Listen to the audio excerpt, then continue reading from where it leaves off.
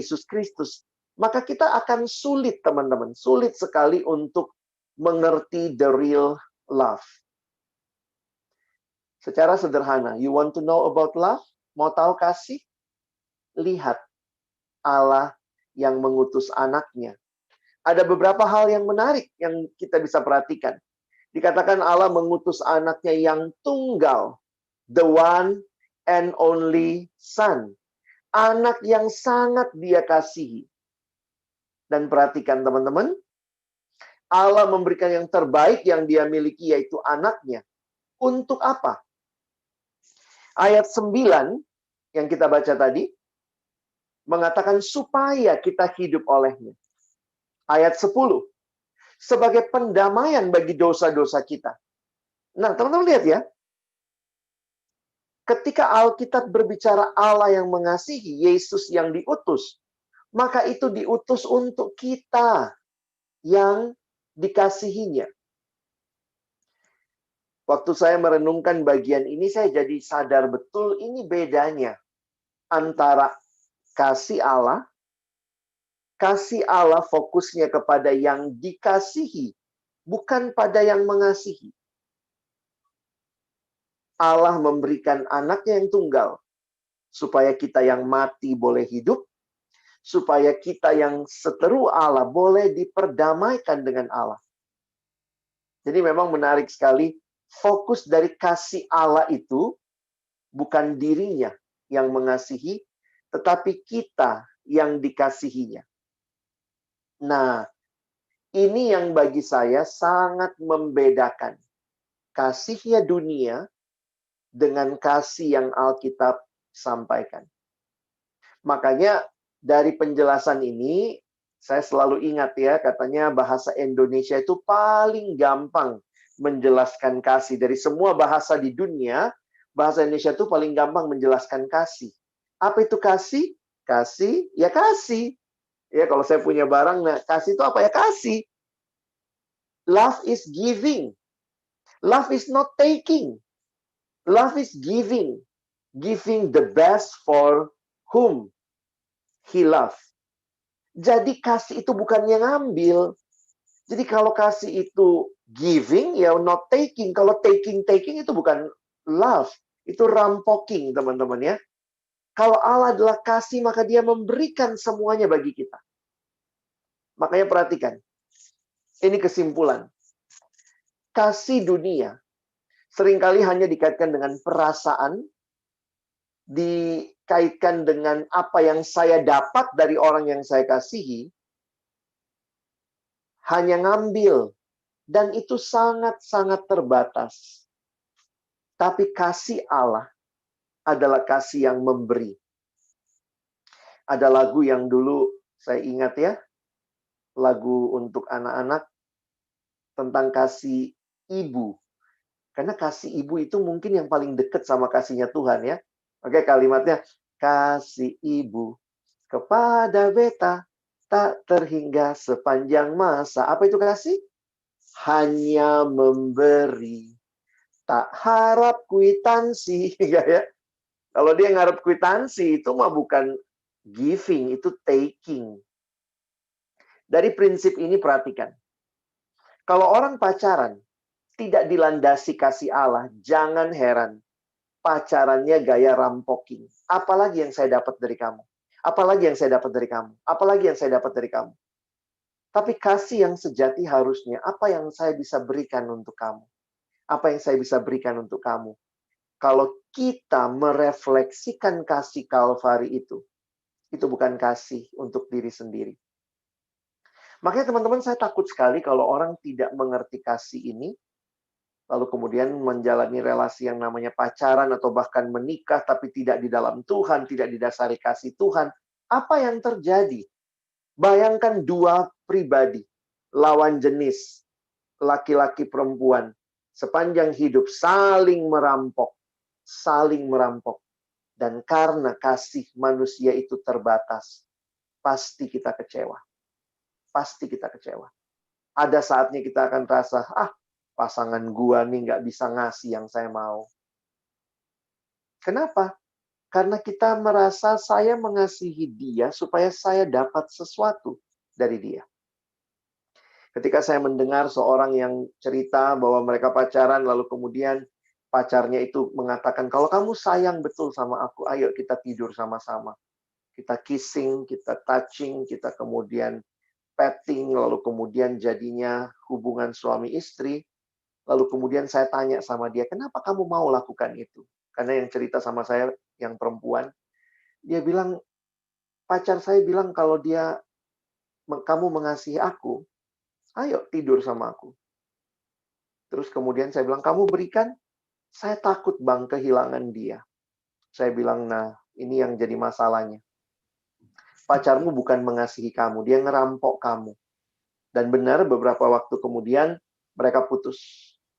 Dan perempuan itu merasa justru sangat-sangat najis, sangat berdosa. Dan saya harus ingatkan dia, ada pengampunan. Pasti ada pengampunan. Tetapi memang luka yang terjadi, terkoyak ketika dia merasa dikasihi, ternyata bukan dikasihi. Dia dirampok. Saya bilang, kalau itu cowok baik, kalau itu cowok mengasihi kamu, maka dia akan jaga kamu kudus sampai altar pernikahan. Itu namanya kasih. Bukan merampok kamu. Mempermainkan kasih itu supaya dia dapat yang dia nikmati, dia dapat yang enak. Dan kamu memberikan, karena kamu juga mau dikasihi. Kamu berikan itu supaya kamu dapat kasih. Dan waktu dia tinggalkan kamu, kamu sadar. Bukan itu kasih yang kamu cari. Teman-teman, banyak orang mempermainkan kasih hanya untuk sekedar. Makanya pacaran ini menarik ya. Bayangkan kalau pacaran ini sudah tidak di dalam kasih Allah, kita nggak kenal kasih yang memberi, kita taunya kasih yang selalu meminta, lalu kemudian pacaran itu dijalani tanpa tujuan yang jelas, kan kita harusnya punya pemahaman tujuannya yang jelas tuh seperti apa. Bayangkan kalau tidak ada tujuannya. Sementara, nah saya coba masuk lah ya ke selanjutnya, ke materi saya.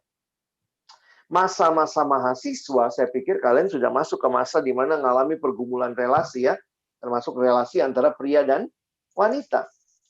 Menariknya begini ya, kalau masih kecil mungkin ya begitu. Saya ingat ponakan saya waktu ditanya, siapa pacarmu? Dia sebutin semua cowok di kelasnya, dia cewek ya. Si ini, si ini, si ini, semua cowok di kelasnya. Si Felix, si Budi, si siapa gitu, semua jadi pacarnya dia. Ya, kita mah geli waktu dengar begitu ya. Tapi kita ya ketawa aja. Kenapa? Dia anak TK. Anak TK tuh semua pacarnya dia ya. Tapi kalau kamu sudah kuliah, sudah mahasiswa, semua cowok pacarmu, semua cewek pacarmu, kelainan kamu ya. Nah, ini poinnya maksudnya apa? Bahwa memang itu real ya, mulai ngalamin perasaan, kalau kita suka sama seseorang, bisa nggak tidur, bisa kebayang dia, keingat, pura-pura lewat di depan kelas kalau lagi offline kuliah gitu ya, pura-pura salah nelpon, salah kirim pesan, emotnya salah gitu ya. Itu dalam relasi ya, itu dinamikanya lah ya. Nah, karena itu, mari terbuka dan kita sadari ini juga sebagai sebuah perkembangan yang wajar dari kehidupan pria dan wanita, secara khusus buat kalian yang sudah masuk ke masa-masa mahasiswa. Nah, pertanyaannya, dunia punya banyak cerita dan pemahaman tentang pacaran. Kalian udah dengar lah tadi ya. Jadi misalnya yang kita bisa lihat gitu, apa sih pacaran itu? Ada tren-tren yang kita dengar juga tadi. Bagi saya menarik tuh. Orang pada jomblo, aduh harusnya pacaran lah. Jadi kayak meningkatkan status. Jadi kayaknya jomblo itu status yang paling rendah dalam hidup ya. Jadi Jonas ya, jomblo ngenes itu kayaknya status paling rendah, lalu nanti naik sedikit, sudah mulai suka atau ada yang suka sampai pacaran. Jadi kayaknya kita merasa kita belum manusia seutuhnya ketika kita belum pacaran. Jadi ada orang-orang yang punya konsep begitu. Ada ini juga lumayan, ada yang nemenin kemana-mana. Kalau udah nggak asik ya putus aja, serius amat sih pacarannya. Dan ya kolot banget pacarannya, ketinggalan zaman tuh ya, pacarannya kebaktian gitu ya, ikut potri apaan tuh gitu ya. Nah, teman-teman yang mungkin tadi Pierce cerita ya, waktu saya punya pengalaman dengan adik-adik SMP. Jadi waktu itu saya pimpin retret SMP di Bandung, dan saya ingat banget itu retret anak-anak kelas 1 SMP. Satu SMP tuh lucu ya, cowoknya masih kecil-kecil, belum puber-puber amat, ceweknya sudah mulai puber ya, ceweknya udah mulai, apa ya, maaf ya, pakai kutang karena udah mulai puber gitu ya. Cowoknya tuh yang masih celana pendek, lari-lari, itu yang lari-lari suka ini ya, cowok-cowok yang lari-lari nabrak-nabrak gitu ya. Cewek lagi main, dia lari nabrak gitu ya. Nah, saya ingat banget di retret itu, karena saya dapat kamar pembicara yang agak besar, terus waktu makan siang saya ingat banget anak-anak cowok yang siswa ini nanya sama saya, "Kak Alex kamarnya di mana?" Saya bilang, "Oh saya kamar pembicara yang di situ," gitu ya. Terus dia bilang, "Boleh nggak Kak, kita main-main ke kamar Kakak," gitu ya. Saya bilang, "Ya namanya anak SMP, cowok-cowok gitu. Ya udah nanti main deh ke kamarku habis makan siang ya." Oke gitu. Saya nanya, "Kalian mau ngapain ke kamar saya?" Kita mau smackdown Kak, gitu ya. Karena gede ruangannya, jadi dia makanya mau smackdown. Jadi bener tuh, jam 2 saya diketuk tuh kamar, ada 3 cowok yang datang, anak cowok kecil-kecil gitu ya, masih SMP, lalu kemudian 2 orang lagi smackdown, saya ngobrol-ngobrol sama yang satu anak. Dan waktu itu saya ingat, saya tanya sama dia tanya sama saya. Bayangkan anak SMP kelas 1 tiba-tiba nanya, "Kak Alex, menurut Kakak boleh nggak kita pacaran?" Waduh, saya sampai perhatiin dari atas sampai ke bawah gitu ya. Gila, celana lu aja nggak sampai bawah gitu ya. Terus kemudian saya tanya sama dia, eee, ya sebagai pembimbing remaja yang baik, kalau ada yang seperti itu nggak boleh langsung dijawab ya. Karena biasanya anak remaja tuh nggak mau mikir. Nanti cuma bilang, "Ih, kata Kak Alex boleh." Dia nggak tahu sebenarnya, dia nggak mikir ya. Jadi waktu itu saya tanya balik sama dia, "Menurut kamu apa tujuannya pacaran?" Terus dia ngomong, "Ih, kalau kita pacaran kan, Kak, itu kan menambah semangat belajar," gitu ya, dia ngomong seperti itu. Nah, itu juga yang mungkin jadi banyak pemahaman yang orang miliki supaya menambah semangat belajar. Saya bilang sama dia, "Kamu kebayang nggak kalau kamu jadi orang tua, lalu kemudian ada yang datang, Om, Tante, saya mau pacarin anaknya ya, pinjem ya, untuk menambah semangat belajar saya." Sebenarnya basically it's egois ya. Aku pacarin kamu supaya semangat belajarku nambah, begitu ya. Sehingga akhirnya saya bilang, kalau tujuan pacaran untuk menambah semangat belajar, itu tadi ya yang saya bilang, minum aja Cerebrofit gitu. Bukan pacaran solusinya. Kalau pacaran hanya untuk menambah semangat belajar, berarti bisa gini dong. Kalau saya sudah semangat belajarnya, kita putus saja dong. Udah semangat kok. Kenapa? Karena memang sangat-sangat terbatas. Mendengar saya ngomong seperti itu, teman-teman tahu, yang Smackdown berhenti berdua. Oh, gabung, ikut ngobrol. Terus kemudian saya ingat banget anak itu nunjuk saya. Waktu saya habis jawab begitu, dia jawab gini, "Dasar, kakak nggak ngerti anak muda." Weh. Saya bilang, "Oke deh, kalau kamu, apa tujuanmu pacaran?" Jadi kemudian anak satu lagi nih yang lebih tengil ya. Dia bilang, "Begini loh Kak, kalau kita pacaran itu kan kita nggak kesepian. Kalau kita mau kemana-mana, bisa kita mau ke mall, kita telepon pacar kita bisa jalan bareng." Saya bilang, "Sekali lagi mikirin, kalau kamu jadi orang tua mau nggak, Om Tante pinjem ya anaknya buat ngisi kesepian saya." Saya bilang, "Kalau sekedar ngisi kesepian, hey pelihara anjing." Dan banyak orang yang pacaran itu hanya butuh anjing, sorry ya. Kamu hanya memperlakukan pacarmu seperti, ya itu, untuk ngisiin pulsa kali, untuk nemenin jalan di mall. Teman-teman, saya bukan berkata ketika pacaran semangat belajar nggak bisa nambah, tapi harus kita bedakan. Kamu harus bisa membedakan yang mana tujuan, yang mana akibat. Ya, kalau tujuan dicapai dan berakibat kemudian semangat belajar, kita nggak kesepian, saya pikir itu akibat, bukan tujuan. Tapi kalau pacaran tujuannya supaya tidak kesepian, supaya semangat belajar, we miss the point. Dan ini yang kemudian saya lihat, begitu banyak orang yang terjebak dengan tren, terjebak dengan situasi, terjebak dengan konsep, yang akhirnya, sekali lagi, nggak ngerti pacaran itu apa. Nah, karena itu coba lihat berikutnya ya. Apa sih pacaran itu? Ini beberapa definisi yang pernah saya dengar. pacaran itu punya teman dekat yang tetap. Nah, banyak yang kayak gini nih, HTS-an, TTM. Tapi pertanyaannya, apa bedanya dengan persahabatan? Dan beberapa orang sedang terjebak, saya lihat juga di friend zone. Teman tapi terlalu dekat, teman tapi ini apalagi pertemanan lawan jenis ya. Nah, perhatikan kalimat saya, kalian mau jadiin coach juga boleh ya. Saya harus katakan begini, saya tidak setuju kedekatan lawan jenis terlalu dekat tanpa komitmen. Karena itu cenderung menyakitkan. Jadi jelas, sahabat ya sahabat, nggak usah SMS tiap waktu, nggak usah WA, tanya makan apa. Terus saya tanya, itu pacar? Enggak, sahabat. Hah? Sahabat kok deket amat gitu? Maksudnya begini loh, teman-teman jangan berpikir, karena kita ini manusia. Dideketin, ada yang komunikasi rutin, jangan heran kalau salah satunya baper. Tapi kita nggak ada apa-apa kok, Bang. Saya pernah dengar nih, ada teman waktu itu jelas dia bilang sama saya, kami itu Bang, tidak pacaran tapi deket. Dan deketnya itu nggak wajar ya, tanya tiap jam, apa kabar, makan apa, lagi di mana gitu. Terus saya bilang, kalian pacaran? Bukan. Jadi, nggak masalah nih, satu waktu dia jadian. Iya Kak, kita semua masing-masing bilang, nggak apa-apa lah kalau lu jadian sama yang, kita pokoknya deket. Kalau lu lagi nggak ada yang lu deketin, ya udah, gualah. Jadi kayak bumper terakhir. Jadi mereka bersahabat deket begitu.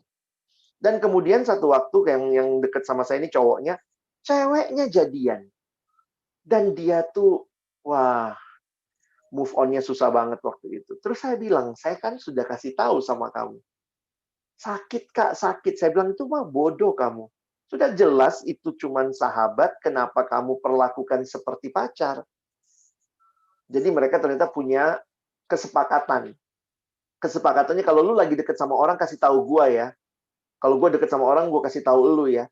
Saya bilang itu mah mempermainkan perasaan. Jadi waktu dia dikasih tahu, ceweknya ini lagi deket sama orang lain, dia jadi nggak bisa tidur, susah. Makanya sejak itu saya juga ingatkan, hati-hati kedekatan lawan jenis tanpa status. Harus langsung batasin. Kalau tidak jelas, ini mau kemana? Bilang no. Kalau sahabat, maka ada batasnya sahabat. Ya. Jadi hati-hati dengan teman-teman yang, karena apa? Ini generasi kalian, ini generasi kesepian.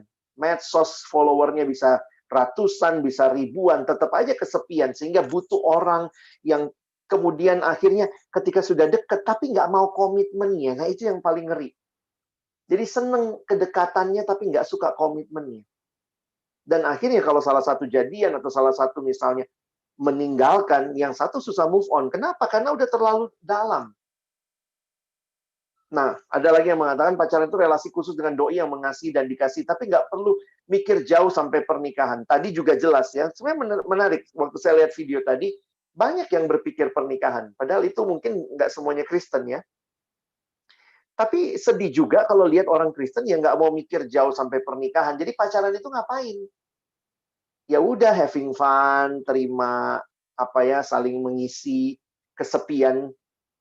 Bagi saya kalau cuma sekedar itu, saya malah takut pacaran jadi sesuatu yang merusak ketimbang membangun. Tapi kalau kalian membingkai ya, pacaran itu suatu langkah penting sebelum pernikahan. Jadi hanya dengan orang yang sudah dipertimbangkan serius untuk jadi calon istri, calon suami, dan isinya itu penjajakan terakhir. Jadi mana nih yang benar? Nah, saya pikir kita harus membingkainya dengan yang terakhir ya. Saya ingat selalu kalimat ini. Karena pacaran, kalau kita membingkai pacaran dengan tujuan pernikahan, maka ingat baik-baik, kalau pernikahannya kudus, makanya pacarannya kudus.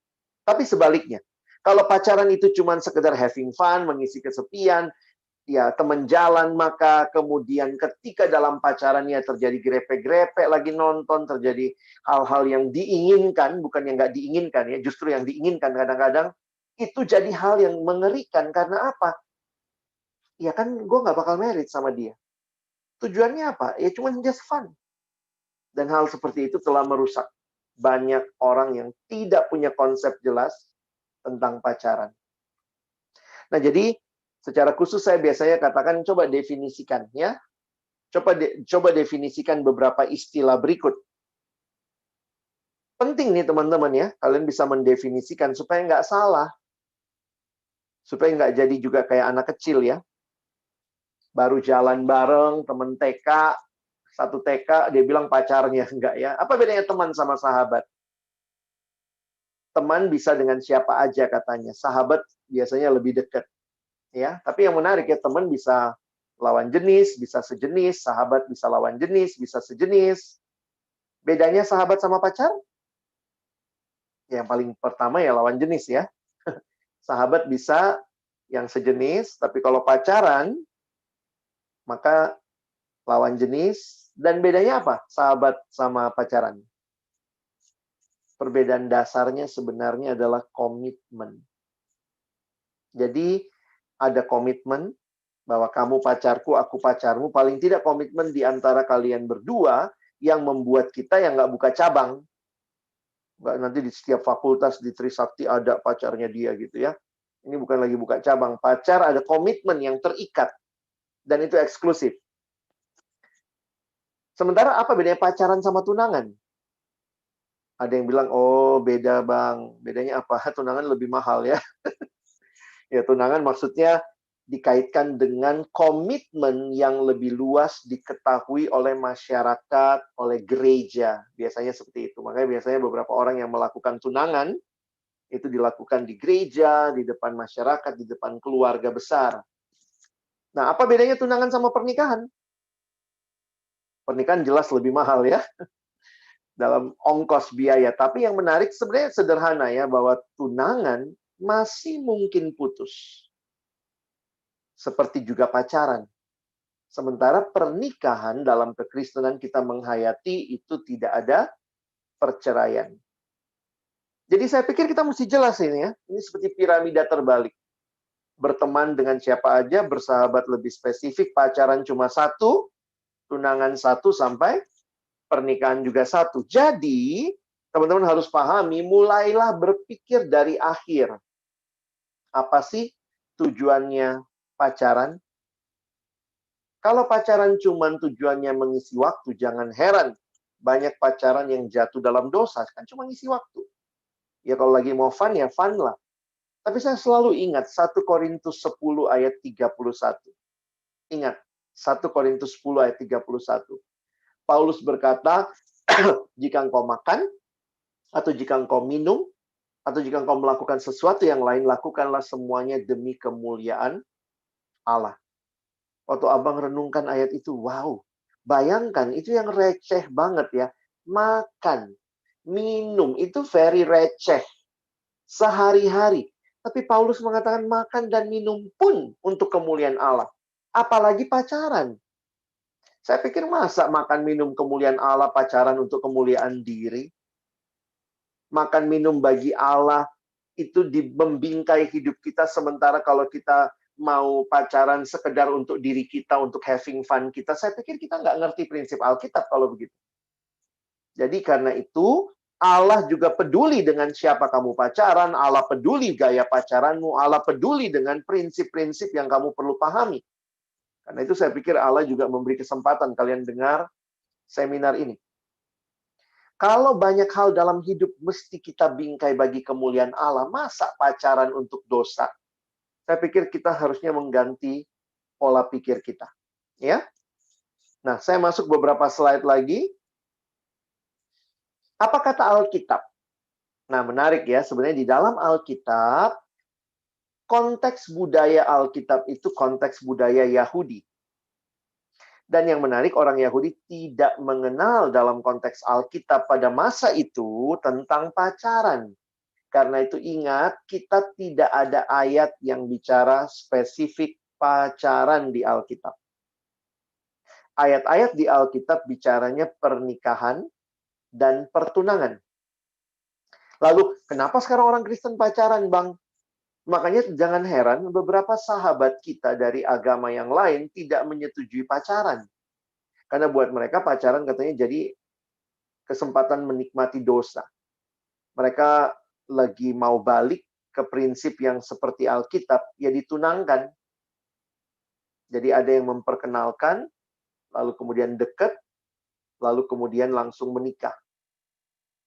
Di Alkitab begitu konsepnya. Misalnya waktu Abraham mencarikan istri buat Ishak, dia suruh cari dari sanak keluarganya. Ya, nah mungkin kita bilang, wah sekarang nggak relevan seperti itu ya. Tapi abang mau kasih tahu contohnya begini. Kalaupun Alkitab tidak bicara pacaran, tetapi perhatikan polanya. Pada masa dulu, mereka itu masih ingat Yesus, orang tuanya Maria sama Yusuf. Di budaya Palestina, Yahudi pada waktu itu, pada waktu dua orang ini sudah dijodohkan, lalu kemudian mereka akan menikah, maka mereka akan masuk dulu dalam masa tunangan. Masih ingat Yusuf bertunangan sama Maria. Jadi dalam masa tunangan itu kira-kira 1 tahun, itu bagi masyarakat Yahudi dianggap sudah seperti menikah. Tapi mereka masih hidup sendiri-sendiri. Jadi misalnya mereka akan balik ke rumah keluarganya masing-masing. Karena itu ingat, ketika masa itu harus menjaga kekhususan hidup. Masa mereka saling mengenal, namanya sudah ditunangkan, masih bisa putus. Tapi sebenarnya kalau kita perhatikan, itu masa mengenal. Makanya ingat, dalam masa itu harus kudus. Makanya waktu Yusuf tahu Maria hamil, dia mau berniat menceraikan Maria diam-diam. Tapi malaikat nampak kepadanya dan mengatakan, Yusuf jangan ceraikan Maria, karena anak yang dikandung adalah dari Roh Kudus. Jadi masa itu adalah masa mengenal. Sebelum resmi mereka dinyatakan sebagai suami istri dan tinggal dalam satu rumah. Nah, apa yang menarik? Kalau kalian perhatikan, di masa itu, pengenalannya itu namanya tunangan. Sekarang kita, pengenalan yang seperti itu namanya pacaran. Nah, jadi sebenarnya walaupun Alkitab tidak bicara ayat spesifik tentang pacaran, tapi dari pembahasan ini, kita jadi memahami bahwa baik tunangan, tujuannya pernikahan. Demikian juga pacaran, tujuannya pernikahan. Dan karena itu, pacaran dan tunangan kedua-duanya berbicara tentang pengenalan. Nah, jadi ini kiranya bisa menolong teman-teman. Karena kalau orang nanya, itu Alkitabmu nggak ada pacaran. Saya lihat sekarang banyak saudara-saudara kita bertanya itu. Kristen kan nggak ada di Alkitabnya pacaran. Kenapa? Kalian pacaran sekarang. Lalu kemudian dikatakan, pacarannya Kristen itu juga kayak film-film barat. Baru ketemu, ngobrol-ngobrol, makan di kafe, terus berakhir di tempat tidur. Padahal baru pacaran. Saya pikir memang itu juga memberikan distorsi terhadap pemikiran. Alkitab berbicara pacaran seperti tunangan dengan konteks tujuannya pernikahan. Dan Alkitab berbicara masa memelihara kekudusan hidup seperti pertunangan pada masa itu. Karena itu kita mengambil prinsip itu. Maka lihat, prinsipnya jelas ya. Lawan jenis, sesama orang percaya, ada ayatnya, janganlah kamu merupakan pasangan yang tidak percaya. Jadi dulu saya selalu bilang yang pertama seiman. Sekarang abang balik ya. Prinsip teman hidup pertama lawan jenis dulu. Baru seiman. Karena banyak bilang, kami seiman bang. Tapi kalian sejenis. Nggak boleh gitu ya. Jadi prinsip teman hidup lawan jenis, seiman. Dan karena tujuannya adalah pernikahan, maka bangunlah pacaranmu di dalam kasih, di dalam kekudusan, dan prinsip tadi, 1 Korintus 10, 31 adalah memuliakan Tuhan. Mengapa ini perlu dipikirkan dengan serius? Ya karena dampaknya bagi pribadi kita. Pertanyaan sederhana, setelah kamu pacaran, kamu makin bertumbuh atau makin mundur secara rohani?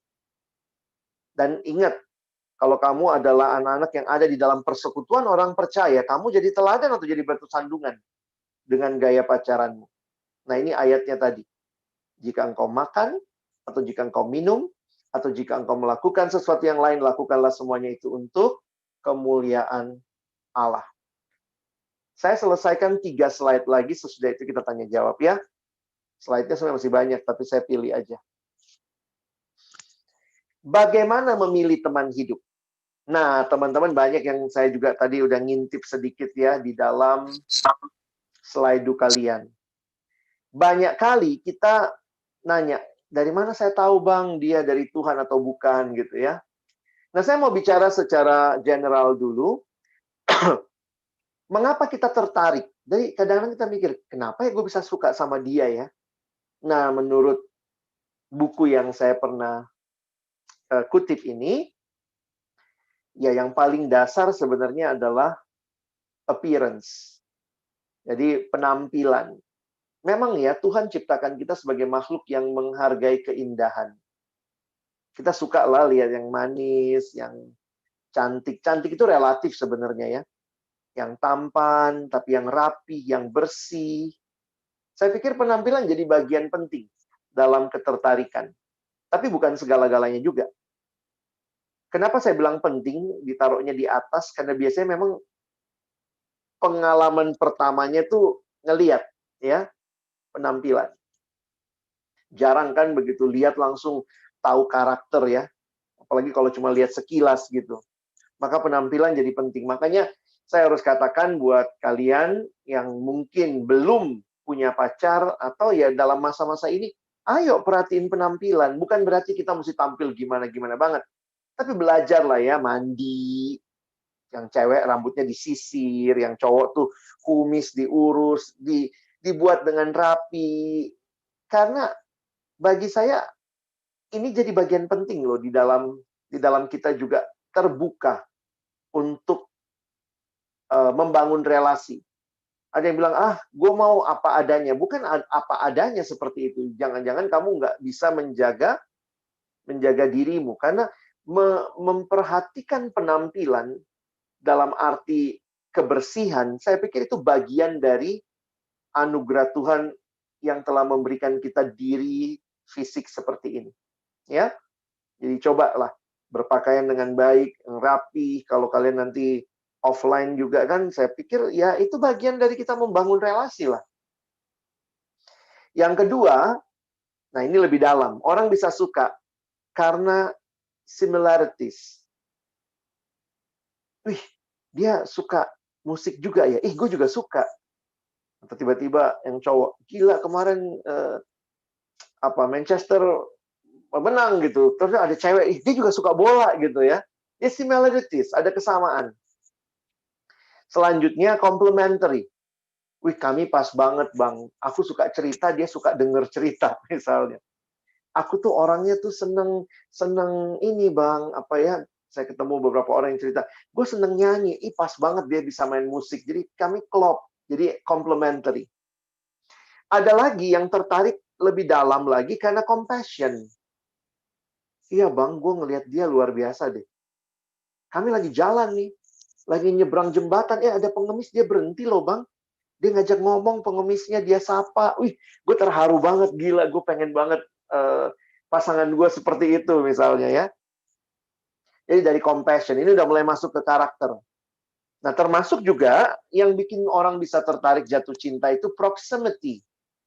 Kedekatan atau sering ketemu. Jadi kayak komunikasi yang rutin, deket, apa-apa ketemu, sesama pengurus kah, sesama aktivis di kampus, datang potri, kenapa ada dia gitu ya. Saya pikir nggak apa-apa juga daripada kamu carinya di diskotik, carinya di potri lah ya, di persekutuan begitu. Nah, poin abang kenapa jelasin ini? Poin saya begini, jangan minta Tuhan menunjukkan sesuatu dari langit. Karena realitanya kita pun tertarik jatuh cinta kan bukan bilang, ini buat kita sekarang ya, kita nggak lagi hidup di budayanya pada waktu itu. Pertanyaan, tahu dari mana Bang dia yang Tuhan berikan buat saya? Pertanyaannya begini, apakah penampilan, kesamaan, complementary, compassion, proximity, ini kan sesuatu yang kita lagi jalanin. Kan bukannya begini, kenapa saya jatuh cinta sama dia? Karena Tuhan bilang tadi malam, dialah. Bukan begitu. Tapi karena kedekatan, karena kita ngobrol sama dia, kita lihat penampilan. Jadi bagi saya begini, Tuhan juga kasih kebebasan kok kita memilih dalam kaitan hal-hal yang seperti ini. Jadi saya takutnya gini ya, tahu dari mana ini yang Tuhan kehendaki? Kita maunya apa nih? Mau Tuhan kasih tahu, ini. Bagi saya justru Tuhan dalam hal ini memberikan kebebasan kepada kita untuk menentukan pilihan. Jadi justru kita mesti syukuri. Terima kasih ya Tuhan, Tuhan kasih kesempatan. Saya memilih karena apa? Saya jatuh cinta bukan karena tiba-tiba Tuhan bilang, Alex jatuh cintalah pada seorang perempuan yang bernama ini, pergilah ke rumahnya, datangi dia. Tapi karena saya lihat dia, saya pernah ngobrol sama dia, saya pernah pelayanan sama-sama dengan dia, saya sering ketemu sama dia, penampilannya bagi saya menarik. Nah, itu kan, jadi maksudnya saya nggak mau kita jadi kayak orang yang spiritualnya berlebihan. Tuhan yang mana yang Tuhan mau? Tuhan bilang, lu lihat aja. Waktu lu lihat lu suka, ya udah mulai gumulin. Nangkep maksud abang ya? Jadi saya harap kita tidak menjadikan kayak gini. Tuhan gue bingung nih, Tuhan pilihin deh. Ayo Tuhan, yang mana? Tuhan pilihin. Tuhan lagi bilang gini, sekarang gue kasih lu yang milih. Sama seperti milih kuliah gitu ya. Sama seperti waktu kamu milih mau makan apa. Tapi ini lebih lagi karena Tuhan sudah memberikan sama kita sebenarnya beberapa hal untuk jadi pertimbangan dasar. Oke? Nah, karena itu bagaimana memilih? Secara umum, 4 hal ini yang saya lihat aspek yang perlu ada. Perasaan, akal sehat, komunikasi, dan penyerahan kepada Tuhan. Nah, teman-teman, abang mau ingetin dulu nih, ya prinsip pentingnya begini. Karena pacaran itu masa pengenalan, maka sebenarnya ini masa di mana kalian membangun pengenalan. Waktu PDKT, fokusnya pengenalan. Waktu pacaran, fokusnya pengenalan. Waktu tunangan, fokusnya lagi pengenalan. Bahkan sesudah menikah pun, kita tuh belum pernah loh kenal pasangan kita seutuhnya. Nah, jadi poin abang begini ya, jangan juga mimpi, ada yang begini, saya pokoknya kenal tuntas dulu bang, saya mesti kenal tuntas dia kayak apa, baru saya mau pacaran sama dia.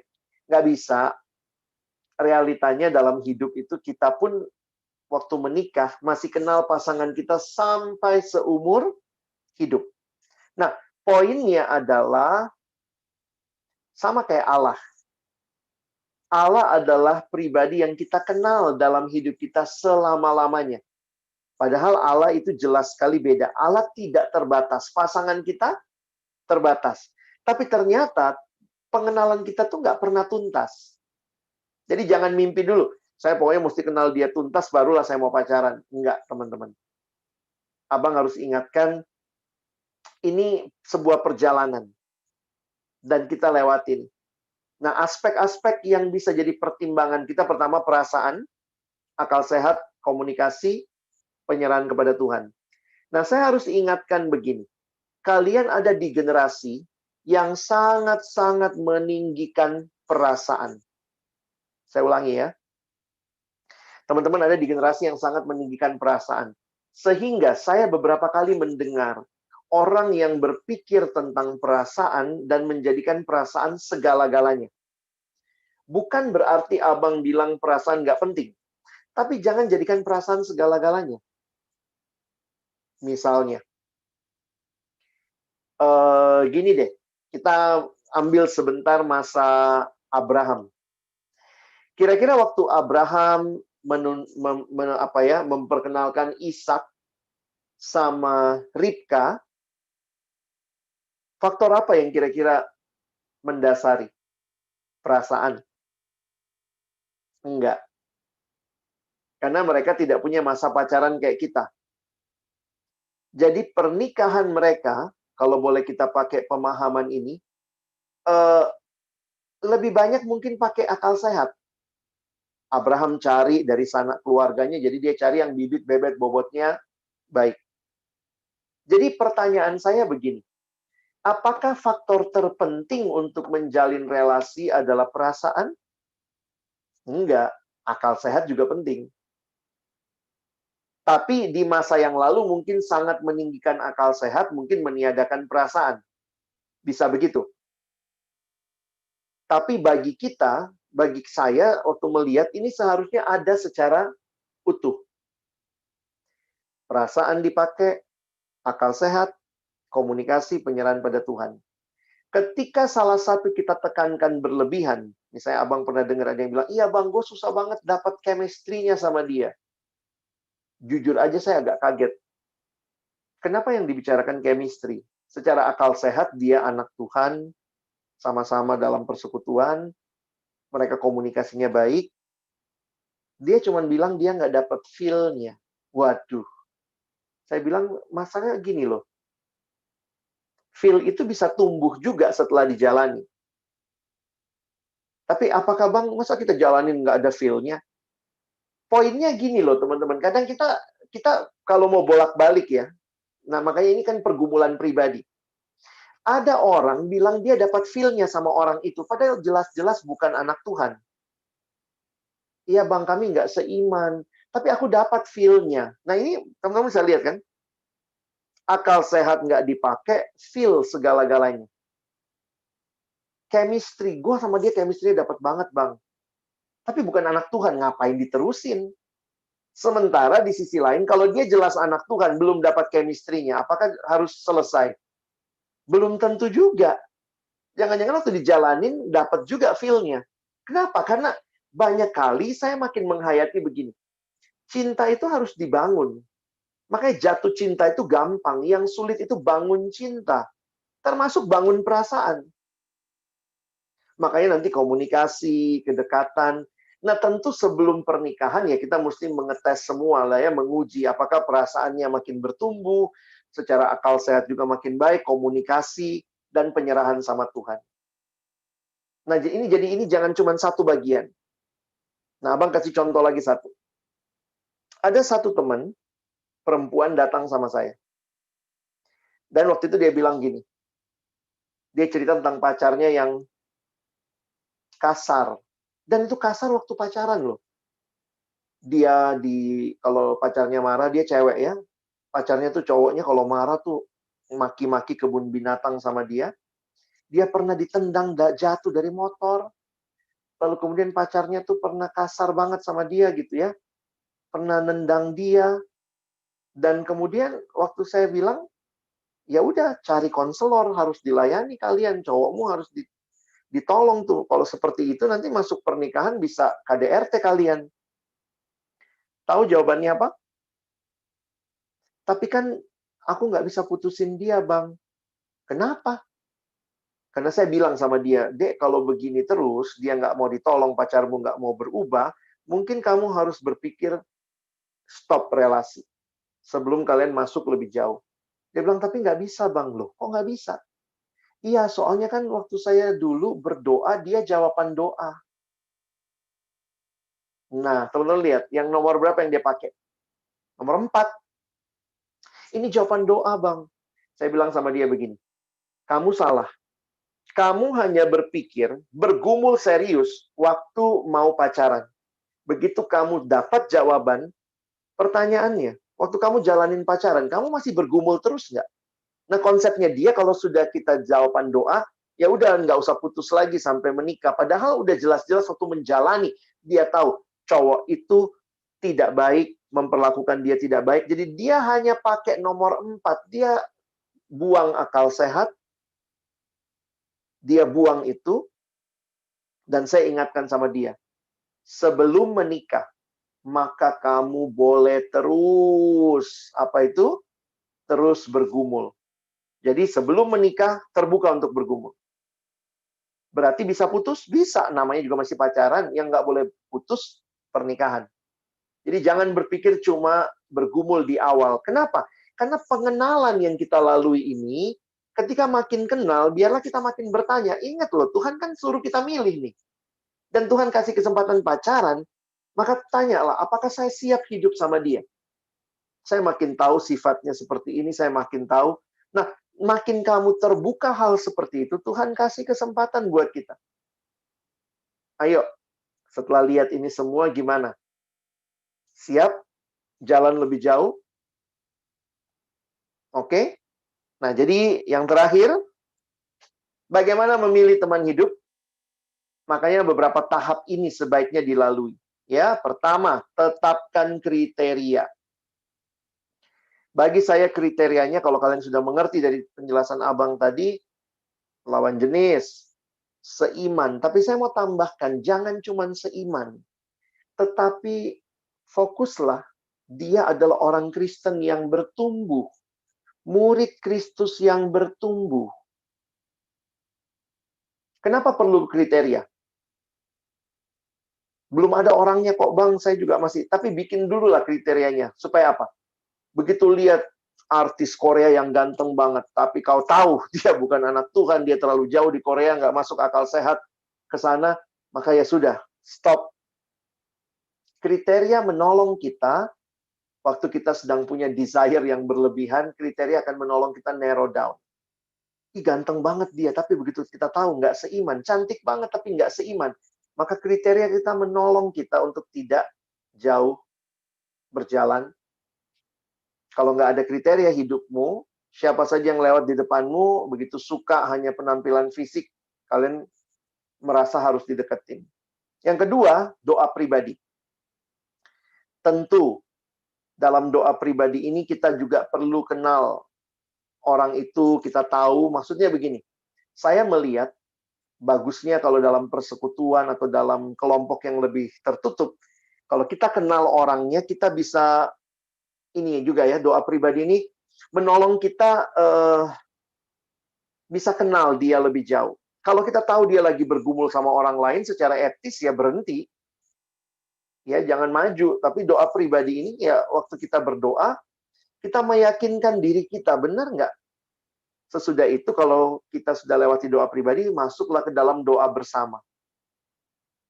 Berdoa bersama, fokusnya ini untuk lebih kenal, lebih lihat, sama-sama yakin atau tidak, sampai akhirnya mengambil keputusan untuk menjalani masa pacaran. Dan masa pacaran harus dilalui dengan tetap kenal, bangun kekudusan bersama, dan di dalamnya kiranya Tuhan dimuliakan.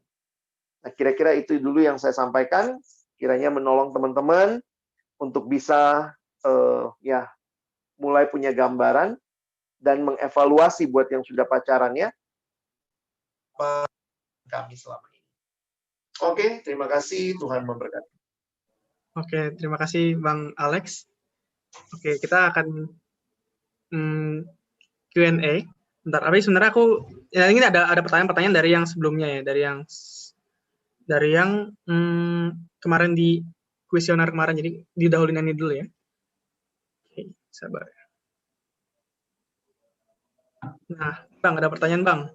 Kenapa saat pacaran seseorang cenderung menjadi bodoh? Perhatikan 4 hal tadi. Berarti mungkin perasaannya mendominasi sampai nggak pakai akal sehat. Jadi bodohnya karena mungkin akal sehat nggak dipakai. Jadi akhirnya saya pikir kita perlu bertumbuh dalam semua hal ya. Mungkin begitu? Oke Bang. Selanjutnya ya, kita lihat nomor 2. Nah, menurut Kristen nih, usia berapa sih seharusnya pacaran yang tepat? Kapan kita boleh berpacaran, dan ya seperti apa sih yang siap berpacaran itu, Bang? Yang siap berpacaran, tadi saya bilang, orang yang baiknya sudah bertumbuh di dalam kasih, mengerti kasih Allah, dan dia bisa bertanggung jawab, begitu ya, dalam arti mengerti bahwa tujuan pacaran bukan untuk just fun dan segala macam. Nah, makanya di dalam usia, menariknya begini. Saya suka nanya gini, teman-teman pacaran itu bagusnya berapa lama? Kelamaan nggak bagus, kecepatan juga nggak baik, karena kan fokusnya adalah pengenalan. Kenapa saya katakan kalau lama nggak baik? Karena begini, pacaran itu kan sebenarnya secara fisik kita deket, sering ketemu, tapi kan belum boleh ngapa-ngapain. Jadi sebenarnya cukup banyak godaan. Nah, untuk pacaran yang kelamaan, ini bisa jadi bosen, jadi nggak sehat pacarannya, dan makanya banyak yang bilang, pacaran yang baik itu berapa lama ya? Kalau survei-survei pada bilangnya ya kira-kira 3-4 tahun lah. Nah, tentu 3-4 tahun dengan kualitas yang baik ya. Maksudnya ada komunikasi, ada kualitas percakapan yang baik. Nah, kalau 3-4 tahun pacaran, mau menikah umur berapa? Menikah saya siapnya 27 bang. Yang perempuan, kalau cowok rata-rata mintanya 28, 29. Jadi kalau lulus kuliah umur 22, 23, 28 itu ya 5 tahun lah. Kalau yang Batak kumpul sinamot itu udah terkumpul lah. Ya. Nah jadi kira-kira nih, kalau pacaran 4 tahun, menikah 28, sebenarnya ya mulailah pacaran sekitar 24. Tapi kan bang nanti kan belum tentu jadian sama dia, mana tahu sama yang lain. Ya udah silakan. Makanya kalau saya masa kuliah saya sudah rekomendasi pacaran, silakan. Umur 18, 19 itu silakan jalani masa-masa itu karena ini juga masa kamu bertumbuh, mengenal. Tapi kalau masih SMA, saya biasanya nggak rekomendasi pacaran, terlalu muda. Bayangkan, dia mulai pacaran misalnya umur 17. Iya bang, saya pokoknya fokusnya pacaran untuk pernikahan. Nah, kamu menikahnya 28, pacaran umur 17. Kamu mau pacaran 11 tahun. Jadi poin saya adalah di masa kuliah silakan sudah tepat lah ya. Tapi itu pun juga harus dibingkai dengan pemahaman ini bukan just having fun. Kalau cuma mau kenal, kenapa nggak bersahabat? Kalau memang mau pacaran, ada komitmen. Nah, itu yang membedakan antara pacaran dengan persahabatan. Jadi kira-kira begitu proses berpikirnya. Oke bang, makasih bang untuk itu. Nah, masih ada lagi bang, masih banyak. Ya, bagaimana sih cara mengatasi rasa bosan? Bang, kan tadi abang kalau kelamaan bosan kan. Nah, bagaimana tuh mengatasi rasa bosan terhadap pasangan, terutama ya saat ada godaan tadi itu untuk mengganti pasangan, bang? Makanya dibingkai sama tujuan pernikahan dan diteguhkan dengan komitmen. Teman-teman mesti memahami begini ya. Kenapa abang ngomong komitmen? Karena ketika menikah pun, yang mengikat kita tuh komitmen. Bukan perasaan. Kenapa? Perasaan kita ini naik turun. Lagi kesel sama pasangan kita, hari ini misalnya dia masaknya gosong, kita kesel. Terus kita bosen sama dia, kita ngerasa kok, aduh dia kok nggak ngerti gua. Karena ternyata habis menikah pun juga kita, yang saya bilang kan, seumur hidup mengenal. Nah, kalau yang menentukan relasi kita adalah perasaan, gue lagi bosen nih, ya udahlah, gantilah istri. Nangkep maksud abang ya? Makanya ketika pacaran, latih dirimu berkomitmen. Dalam pengertian apa? Waktu berkomitmen, kamu lagi kesel sama dia. Tapi kamu tahu, kalau kesel itu bukan putus. Tetapi cari kenapa kesel, belajar mengampuni kalau harus mengampuni, belajar minta maaf kalau harus minta maaf. Jadi prinsip kasih dipraktekkan. Jadi sekali lagi, bayangkan pacaran tanpa komitmen, hanya mau deketnya, begitu gue lagi nggak rasa feel-nya, gue bosen, gue tinggalin. Nah, kalau kamu bawa dalam pernikahan, hati-hati. Jadi buat teman-teman yang memang, bagi saya begini, kalau kamu masih rasa-rasa bosen, ya udahlah, kamu belum siap pacaran kali ya, sahabatan aja deh. Karena kalau cuma sekedar mengusir rasa bosan, terlalu receh pacaran seperti itu. Kira-kira begitu. Oke bang. Nah, jika dengan Islam nggak boleh nih bang, tapi apa dengan Katolik boleh? Nah, mungkin nggak sih pasangan Kristen Katolik ini menikah tanpa ada yang pindah agama? Dan jadi apa sih memang bahayanya sebenarnya bang untuk pacaran beda iman ini? Oke. Saya tetap melihat bukan denominasinya yang penting. Kalau dengan agama yang lain udah jelas lah ya, tapi misalnya kalau dengan Katolik saya melihatnya karena pengakuan iman kita masih sama. Jadi poin saya justru begini. Hati-hati dengan kamu hanya melihat denominasi. Bagi saya, yang dilihat bukan hanya denominasi. Ingat tadi abang bilang, pastikan dia murid yang bertumbuh. Bisa jadi dia satu gerejamu, tapi dia nggak bertumbuh. Oh banyak ya begitu. Sementara dia gereja lain, tapi dia bertumbuh. Jadi jangan fanatisme denominasi saja, tapi ingat, carilah orang yang jelas pertumbuhan rohaninya. Kenapa?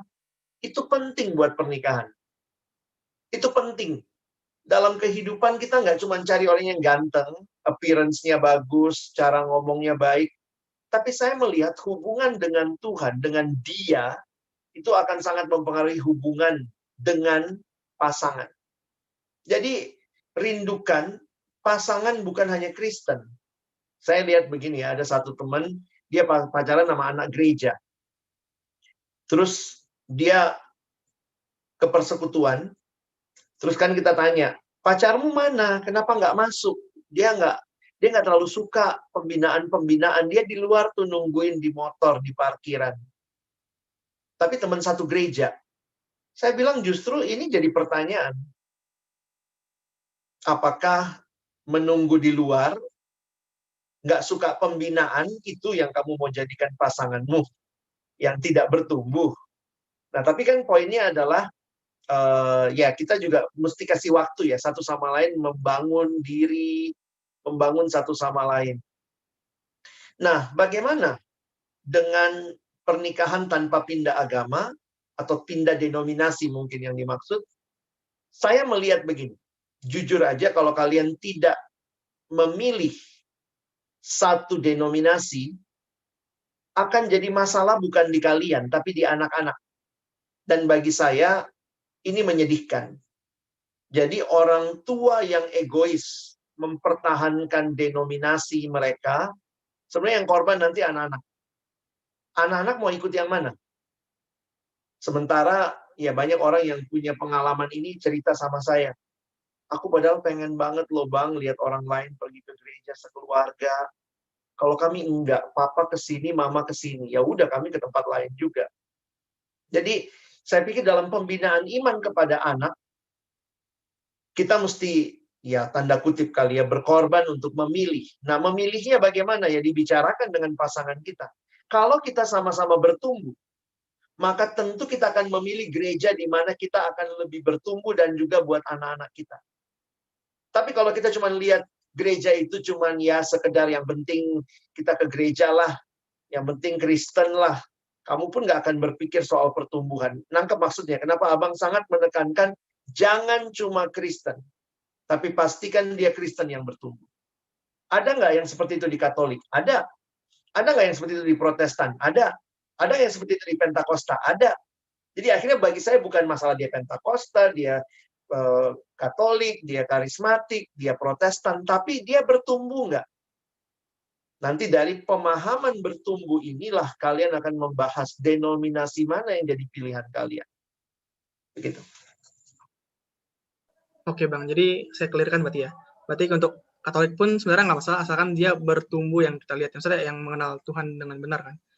Dan Betul. pergumulan pasangan Katolik dan Kristen ini ya digumulkan gitu kan, digumulkan mana akhirnya jadi dominasi tempat yang mana akhirnya segereja itu ya. Kalau misalkan ini Bang, kalau misalkan kan ada Slido ya, di Slido tuh ada yang bilang kalau misalkan satu GKI Bang, atau misalkan satu GPDI, atau mungkin itu apakah juga tetap digumulkan untuk satu gerejanya atau gimana Bang? Saya balik lagi kepada kamu mau membangun keluarga 2 rumah ibadah atau 1 rumah ibadah. Sebenarnya itu kan pergumulan kalian. Iya Bang. Nah, kalau saya pernah ya, ini banyak contoh, makanya saya bilang ini nggak ada teorinya, tapi yang satu Protestan, yang satu karismatik, menikah. Ingat, dalam konteks kita, pernikahan itu juga masih masalah keluarga. Pride keluarga. Wah, waktu itu aja udah bukan berantem lah ya, udah tegang. Karena yang Protestan, dia ketua guru sekolah minggu di gerejanya. Yang karismatik, dia ketua pemuda di gerejanya. Dua-dua pendetanya mau anak ini diberkatinya di gerejanya. Wah, lama mereka diskusi. Akhirnya dalam diskusi, karena begini, yang satu yang di gereja Protestan ini, bapaknya adalah majelis. Dia ketua sekolah minggu. Yang satu di gereja karismatik, papanya majelis juga, dia ketua pemuda. Ini mau gimana ini? Masing-masing bertahan. Akhirnya sepakat. Sepakatnya apa? Menikah di gereja Protestan, pastoral, penggembalaan pranikah di gereja karismatik. Setelah mereka menikahnya akhirnya di gereja Protestan. Setelah menikah, apa yang terjadi? Mereka pilih gereja ketiga.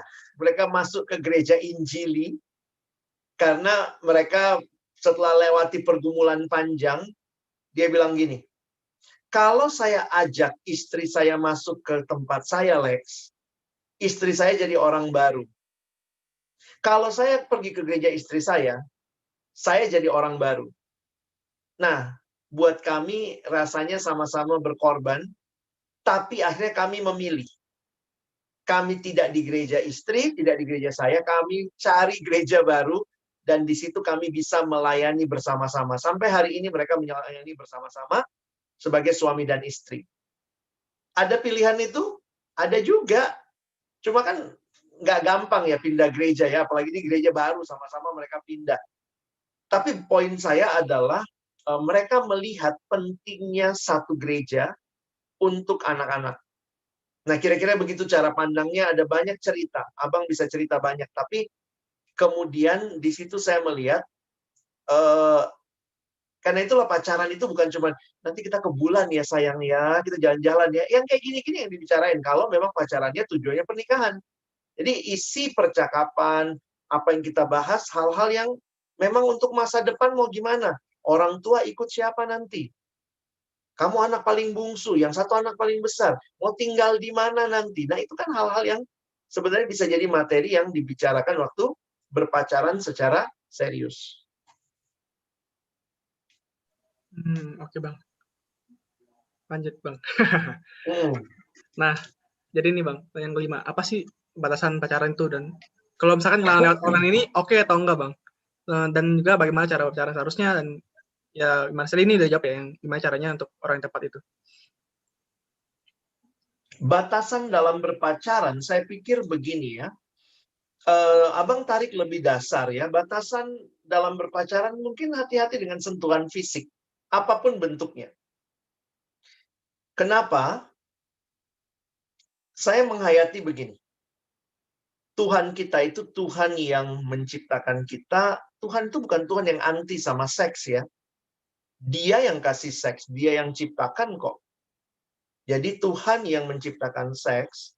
Cuma memang Tuhan ciptakan seks di dalam konteks, yaitu pernikahan.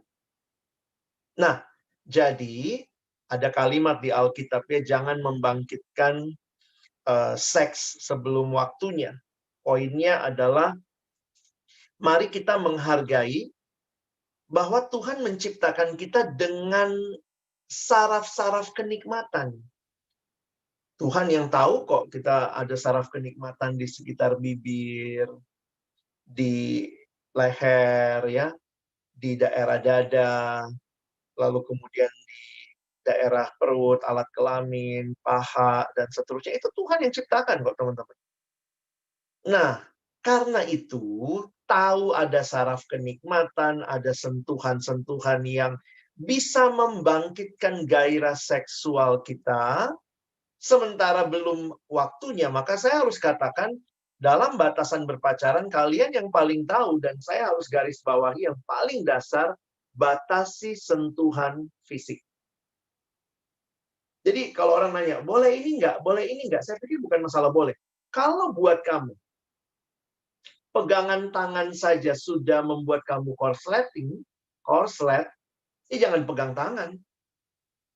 Ada orang begini ya, yang satu dibesarkan dalam keluarga yang terbiasa sentuhan. Ketemu cipika-cipiki. Jadi dia udah biasa sentuhan.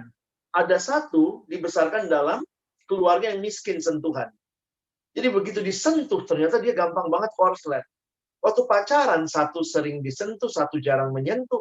Tapi ketika kemudian terjadi kedekatan, batasannya apa? Buat yang terbiasa menyentuh, harus membatasi diri, tidak menyentuh. Walaupun dia bilang, tapi gue nggak apa-apa kok, itu di keluarga gue biasa. Di keluargamu biasa, di pacarmu belum tentu biasa. Jadi saya harus katakan, buat saya bahkan lebih ekstrim. Kalau pegangan tangan membuat kamu, jangankan ada yang nanya, ciuman boleh nggak? Aduh, ingat loh, ini kenikmatan ini, saraf-saraf kenikmatan. Jangan membawa diri ke dalam pencobaan deh. Jadi kalau saya harus ingatkan, batasannya paling dasar mulai dari pegangan tangan. Boleh nggak pegangan tangan? Boleh kalau nyebrang. Selebihnya ya nggak usah lah. Kadang-kadang kan kita pegang-pegang tangannya, kita remes-remes, emangnya cucian gitu ya. Tapi kayaknya nggak ini banget, Bang. Belai rambut boleh nggak? Ya, buat kamu belai rambut itu apa? Maksudnya apa? Menunjukkan sayang. Ingat loh, belum menikah. Jangan-jangan belai rambut lama-lama belai yang lain juga. Ini kenikmatan ini semua. Daerah-daerah yang kita harus tahu lah, jangan membawa diri ke dalam pencobaan. Jadi batasannya itu kalian harus miliki, dan nggak apa-apa nggak pacaran gaya kolot. Dalam arti no sentuhan mungkin, tapi kemudian kita tahu ini demi menjaga kita. Kalau tidak, kita jatuh dalam dosa, dan waktu sudah jatuh dalam dosa, ya banyak orang yang tidak menikmati lagi seks dalam pernikahan karena sudah dinikmati sebelum pernikahan.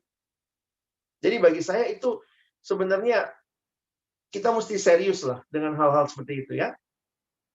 Kenalan lewat online oke nggak? Poinnya apa? Kenalan kan?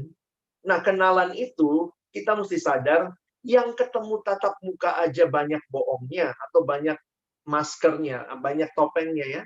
Nah, bagi saya online itu sebenarnya mirip kayak pandangan pertama, appearance. Makanya saya juga lihat orang-orang yang main Tinder, main apa. Sebenarnya apa sih yang kita lagi lihat? Kalau main Tinder dan segala macam kan nggak mungkin kita lihat karakternya, kita lihat lokasi tinggalnya, yang kita lihat pasti fotonya. Nah, makanya poin saya adalah, kalaupun itu menjadi cara mulai mengenal, atau oh gue suka, tertarik, tapi jangan berhenti sampai di situ. Kita harus melihat bahwa pengenalan itu lebih daripada sekedar appearance. Jadi kira-kira begitu kali ya.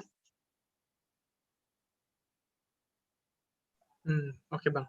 Jadi apakah boleh pacaran dengan online kayak tadi yang untuk menekanannya sih, Bang? Jadi boleh nggak sih, Bang, pacaran online itu atau nggak pakai aplikasi dating tadi? Saya harus katakan begini. Itu bisa saja, mungkin kok. Tuhan itu sangat kreatif, mungkin aja. Tapi saya tidak melihat itu sebagai satu cara yang lazim ya. Poinnya Abang maksudnya begini ya. Kadang-kadang saya lihat kalau kita sampai sudah carinya di tempat-tempat seperti itu, jangan-jangan juga persekutuan kita gagal ya untuk membuat kita jadi punya tempat yang kita lebih comfort, terbuka, kenal satu sama lain. Jadi, karena begini, ada nggak orang yang dipertemukan Tuhan online? Ada juga, nggak bisa kita tutup mata. Nggak ada, nggak boleh online. Tapi bagi saya, online itu terlalu banyak topengnya. Jadi saya secara pribadi sebenarnya, ya, tidak terlalu merekomendasikan. Nggak usah lah. Nggak usah online, ya kenal langsung lah. Kenapa? Kenal langsung itu menolong kita juga bisa melihat lebih jauh hal-hal yang tidak terungkap lewat online. Jadi gini, online itu sudah skip banyak hal. Saya kasih contoh ya.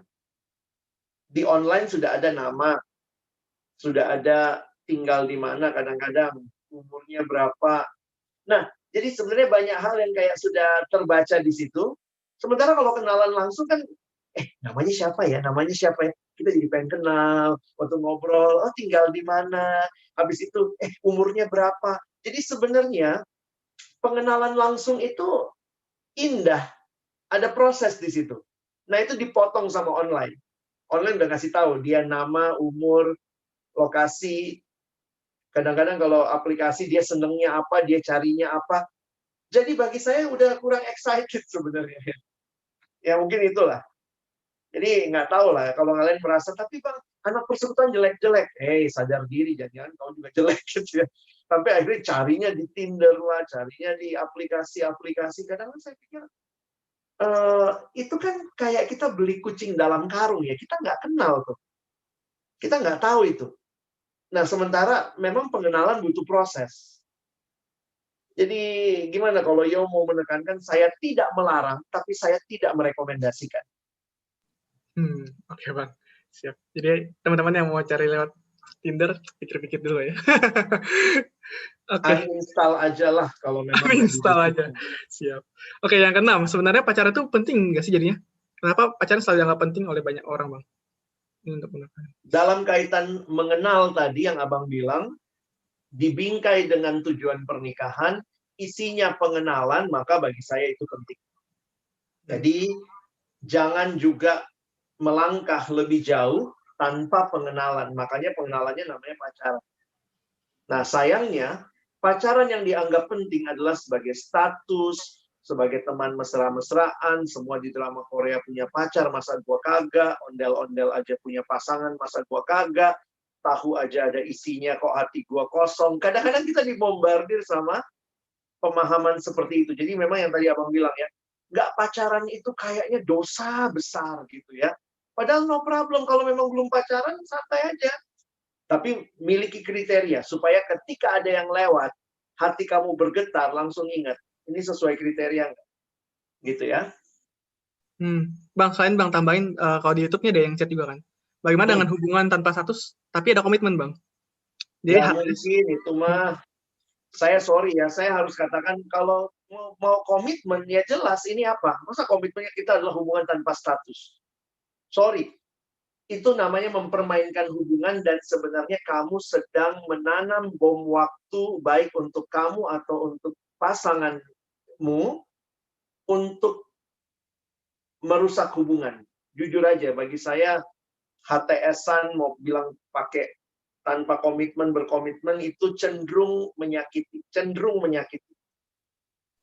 Kalau kamu serius dengan pacaran demi pernikahan, kamu tidak akan main-main sama relasi atau mempermainkan orang lain dalam relasi. Oke, Bang. Siap. Oke, kita lanjut lagi. Nah, dalam berpacaran tentu harus ada sebuah komitmen kan, Bang? Nah, yang dapat menopang hubungan antara pria dan wanita. Nah, kira-kira komitmen seperti apa sih, Bang, yang harus dijalankan dan dilakukan tadi?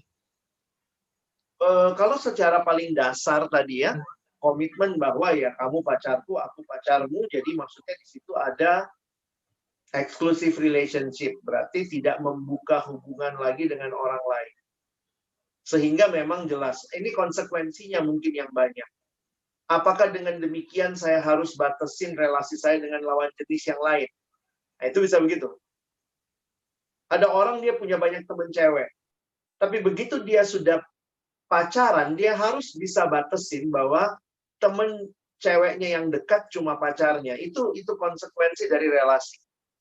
Nggak bisa pada saat dia dekat sama pacarnya, dia masih curhat dalam sama temen yang lain. Ada yang bilang, tapi kan bisa Bang. Masalahnya bisa sih, bisa aja. Tapi itu nggak sehat. Nanti dari situ, komitmen apa lagi? Komitmen kekudusan. Tidak pacaran di rumah, tidak pacaran di dalam kamar. Banyak yang jatuh. Anak persekutuan jatuhnya di mana? Di kosan. Nah, itu komitmen-komitmen yang kamu bangun kan ya.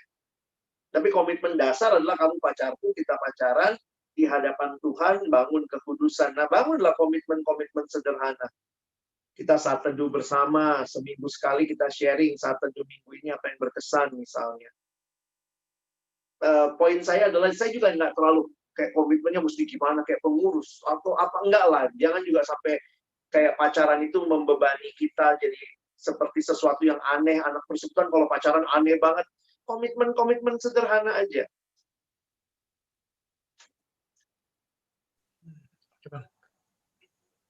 Lanjut. Nah, pacaran itu persiapan pernikahan, apakah salah jika menutup diri untuk tidak kenal pria? Karena kan tidak melihat keindahan dalam pernikahan orang tua, Bang. Dan bagaimana mengatasi rasa takut atau kepahitan untuk memulai hubungan kembali? Pasti di balik pertanyaan ini ada beberapa hal yang mungkin juga teman-teman alami ya. Dan saya harus katakan saya tidak paham seutuhnya, tapi saya cukup empati lah untuk beberapa teman yang akhirnya menutup diri karena teladan yang tidak indah dari keluarga.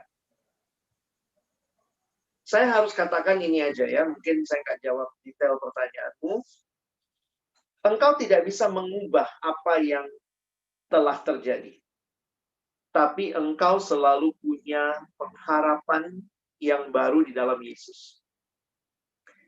Seorang teman yang menyaksikan papanya selingkuh, mamanya menderita, sempat punya kepahitan terhadap keluarga dan tidak mau membangun relasi, tapi kemudian dia belajar membangun relasi, tapi kemudian waktu membangun relasi dia datang, waktu itu dia cerita sama saya, dia bilang, Bang, karena dia laki-laki, dia bilang, kok saya takut ya, jangan-jangan satu waktu saya juga bisa kayak papa, saya juga bisa selingkuh.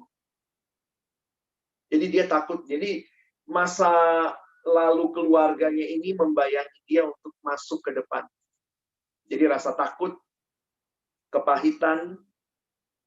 Nah, tapi dalam percakapan kami, saya ingatkan sama dia, dalam Kristus, kamu manusia baru. Kamu tidak harus seperti papamu. Dalam Kristus, kamu harus seperti Yesus. Maka selalu ada harapan. Kita punya ketakutan, oke. Keluarga tidak harmonis, tidak ada keluarga yang sempurna. Tapi kita diberikan Roh Kudus, kita diberikan pola dan model Yesus yang menolong kita bisa memasuki hubungan yang baik ke depan. Sehingga saya bilang gini, yang kamu bangun ke depan bukan memperbaiki pernikahan orang tuamu. Kadang-kadang ada yang begitu ya. Saya ingin membuktikan, gue nggak seperti papa, nggak seperti mama. Kamu nggak mesti membuktikan, kamu pun dengan membuktikan itu, emangnya kamu memperbaiki pernikahan orang tuamu yang udah mungkin dikhianati dengan perselingkuhan dan segala macam. Kamu tidak bisa mengubah. Yang bisa kamu lakukan adalah di dalam Kristus, berpegang pada firman-Nya, kamu bangun hidup keluarga yang sesuai dengan kehendak Tuhan. Selalu ada awal yang baru buat kita. Seperti kita ke pom bensin ya.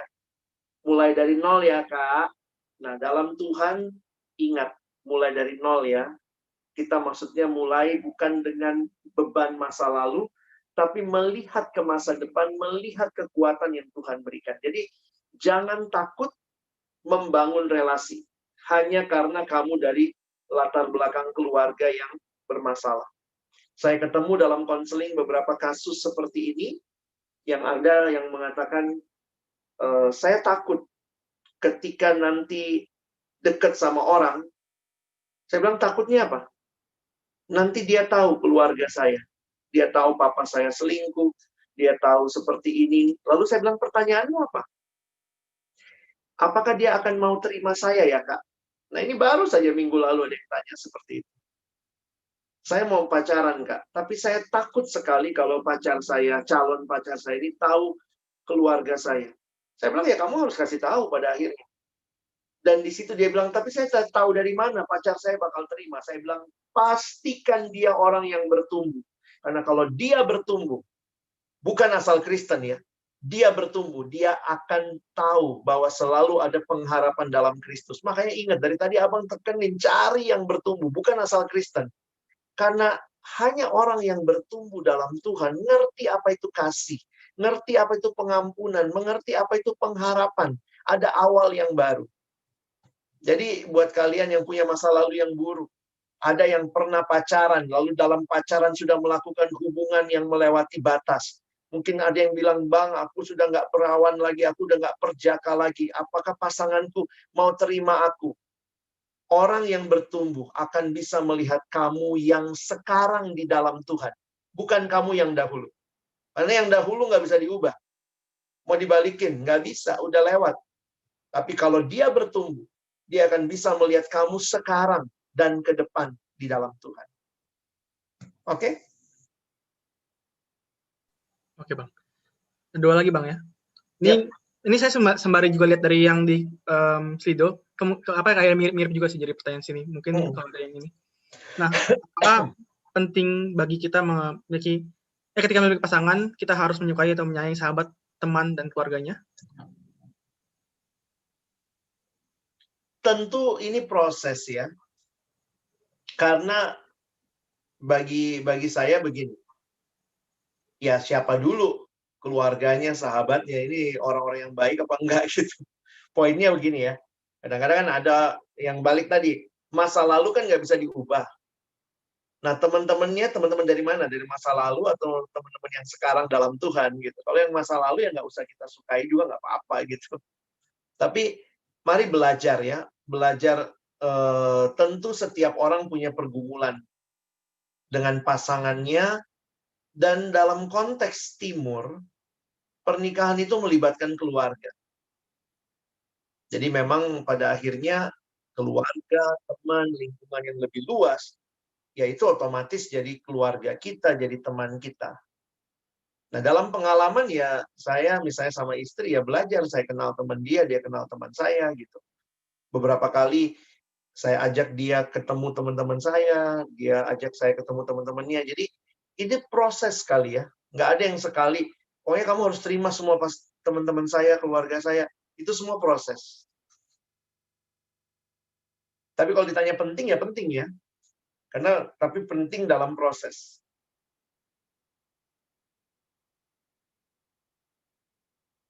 Oke. Nah, yang 10, how to love your partner in right way. Because I do believe when we love our God, we know how to love our partner. So the question, how to love God? Oke, thank you. Ini pernyataan yang baik. Ada yang bilang gini, tapi ini ada beberapa orang konsepnya juga suka aneh gitu ya. Lu nggak boleh terlalu mencintai pasangan lu, nanti Tuhan cemburu. Saya pikir Tuhan mah bukan Tuhan model begitu ya. Nah, ada yang kayak gitu kan. Kita kadang-kadang nggak tahu dari mana konsep itu ya. Kayak Tuhan itu kayak jealous, yang jealousnya bukan jealous dalam holy, tapi jealous kayak kita gitu. Oke, ada yang bilang, pantas anaknya meninggal. Habis mamanya sayang banget sih sama anaknya, sampai Tuhan ambil deh. Jadi takut banget kan nyayangin sesuatu karena kayaknya Tuhan bakal ngambil. Tapi poinnya adalah yang menarik kalau dibalik begini. Hanya ketika engkau mengasihi Tuhan dengan tepat, dengan baik, maka kamu pun akan bisa menata kasihmu kepada partnermu, kepada anakmu, kepada orang tuamu. Jadi memang our love to God will determine how we love other things in our lives. Oke. Bang, ada yang PC saya, Bang. Apakah dengan pacaran berbeda budaya itu baik? Lalu jika perbedaan budaya itu menjadi penghalang, adakah solusinya, Bang? Baik tidaknya, ini kan yang saya bilang tadi ya, Tuhan kasih kita pilihan. Makanya di dalam cerita orang tertentu itu baik. Di dalam cerita orang tertentu mungkin tidak baik. Tapi poinnya, nah bukan tidak baik dalam arti ini ya, tapi mungkin tidak berhasil lah. Tapi poinnya yang saya agak takut sebenarnya adalah kita sudah dibina di persekutuan, kita sudah ikut potri, kita ikut kelompok kecil, kita dibina, tapi ternyata realitanya kita masih rasis. Nah, itu yang sedih. Rasisnya adalah merasa menikah dengan satu suku itu yang terbaik. Menikah dengan sesama suku kita, itulah yang terbaik, itu yang paling utama. Kadang-kadang bagi saya gini, bedakan antara itu lebih mudah. Kalau satu suku, maka logikanya lebih mudah. Tapi bukan lebih baik. Karena begitu kita bilang lebih baik, hati-hati.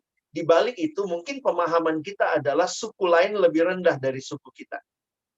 Jadi saya agak takut ternyata di banyak anak persekutuan, konsep rasis itu masih ada.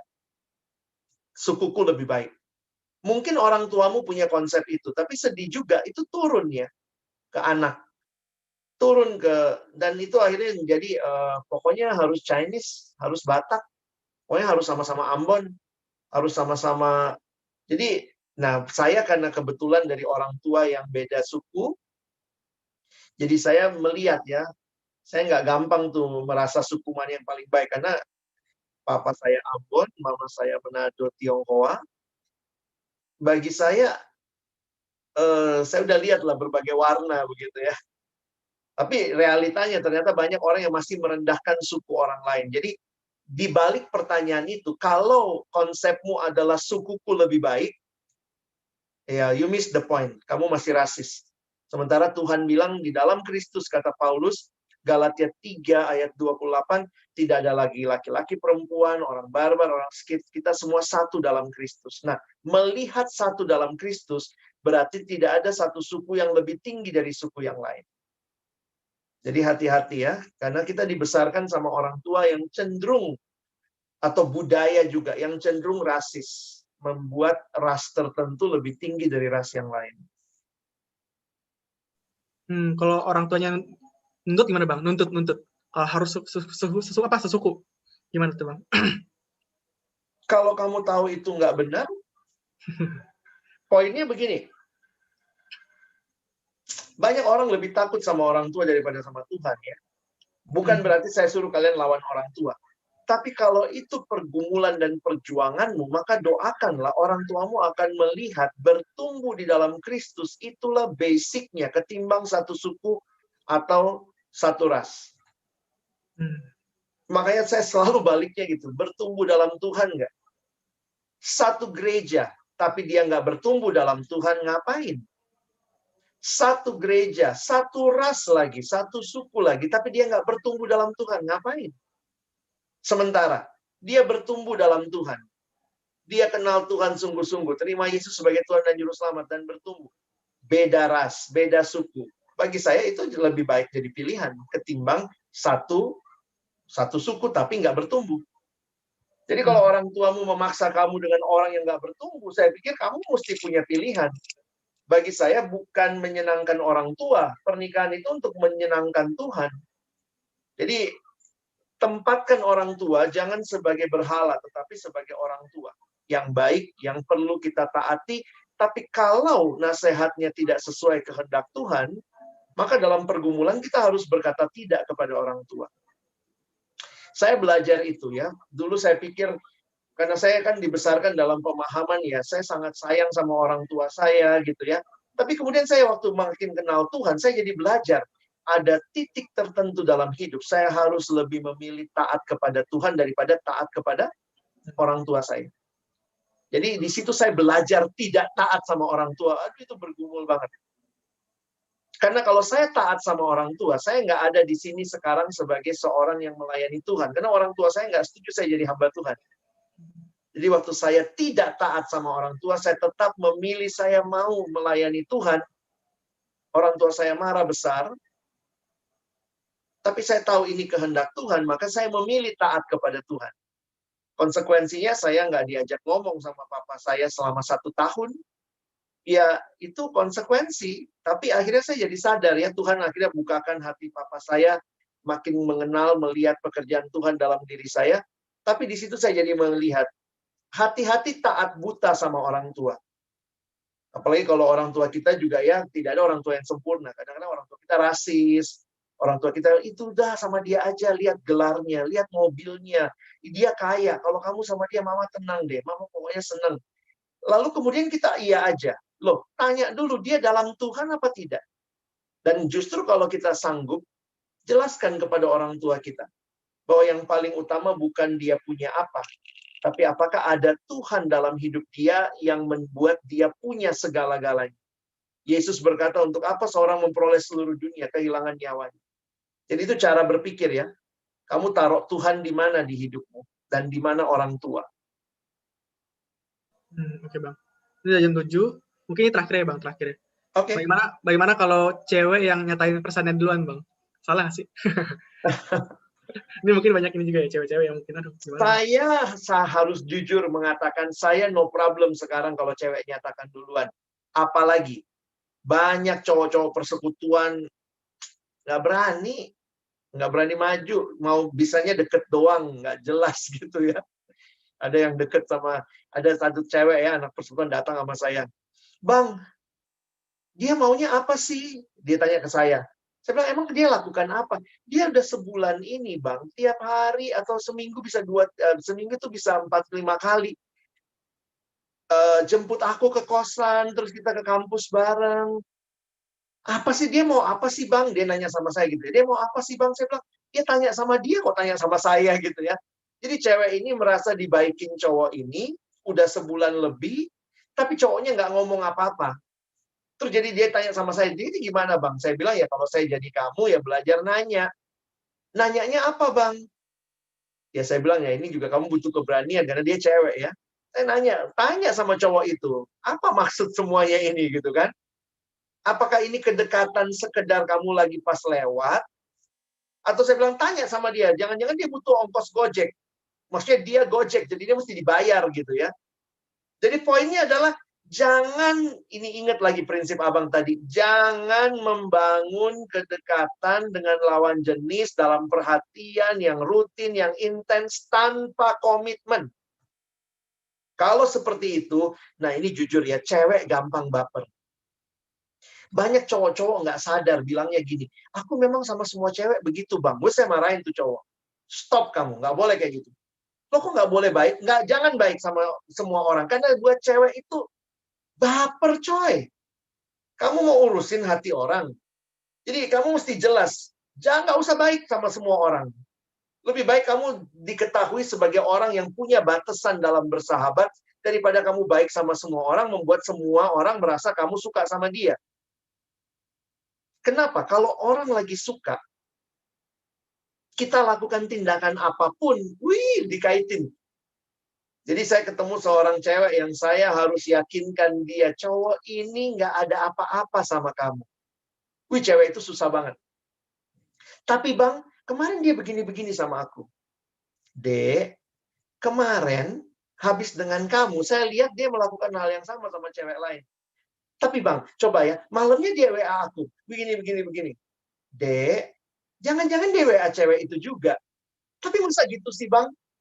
Jadi sebenarnya dia maunya apa dong bang? Saya bilang mana saya tahu, kamu mesti tanya. Tapi gue nggak enak dong sebagai cewek nanya. Ya udah, kalau kamu nggak enak, cari orang lain yang nanya. Akhirnya dia ikutin saran saya. Dia minta orang lain nanya. Orang lain nanya, ini juga bisa kita lakukan ya untuk cewek-cewek yang takut. Misalnya cari PKK-nya kah, atau temen yang deket. Lu tuh sebenarnya sama si ini gimana sih? Terus cowoknya jawab, hah? Enggak, gue nggak ada apa-apa. Nah, cewek itu dikasih tahu, enggak ada apa-apa. Datang lagi sama saya, bang, masa sih katanya nggak ada apa-apa? Saya bilang, kamu udah dua nih yang ngomong ya. Maksudnya orang yang ini ngomong nggak ada apa-apa. Saya juga kan asumsinya kayaknya nggak ada apa-apa.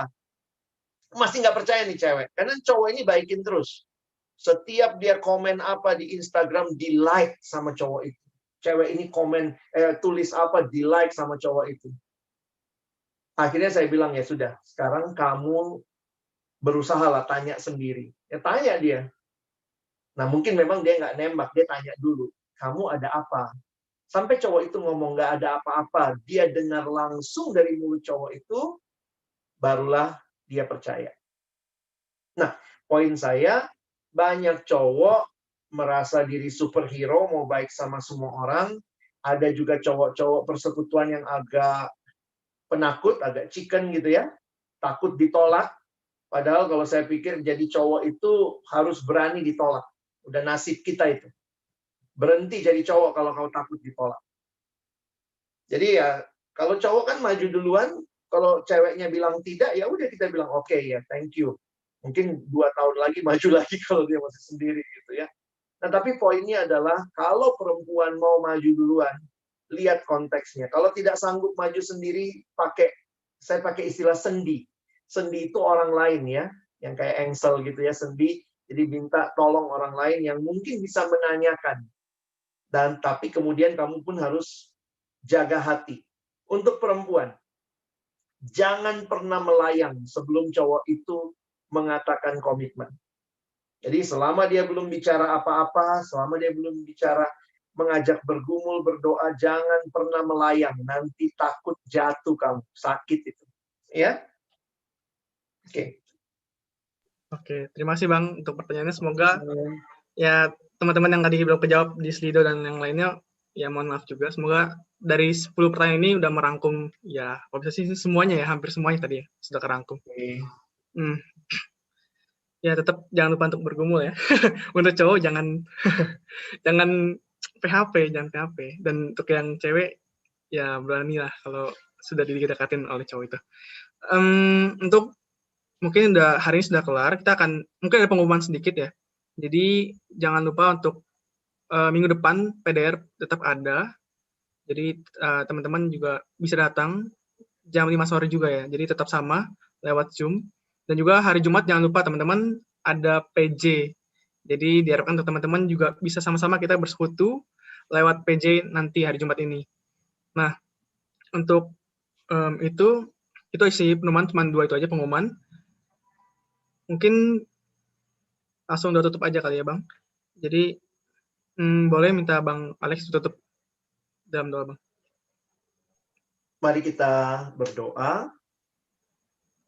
Tuhan, terima kasih banyak kesempatan kami belajar bersama, melihat kepada firman-Mu, setiap wawasan yang diberikan, setiap pertanyaan.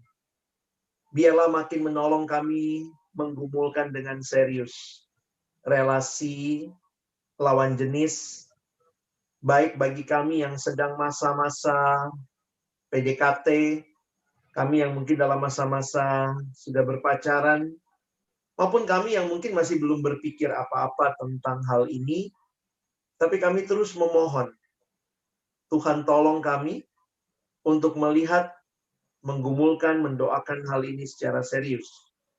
Di tahap apapun kami, tolong kami terus bertumbuh di dalam Tuhan. Dan juga merindukan Tuhan memberikan pasangan yang bertumbuh di dalam Engkau. Kami sadar, kami lemah, kami tidak sempurna. Tapi kiranya Tuhan juga boleh menolong kami dengan firman-Mu, dengan komunitas yang bisa menjaga, memelihara, membangun kami. Kami bisa masuk dalam relasi yang lebih jelas dengan pasangan yang Tuhan tetapkan bagi kami. Sekali lagi terima kasih. Apa yang kami terima hari ini biarlah boleh jadi bekal bagi kami untuk hidup setiap kami, baik sekarang maupun waktu-waktu ke depan.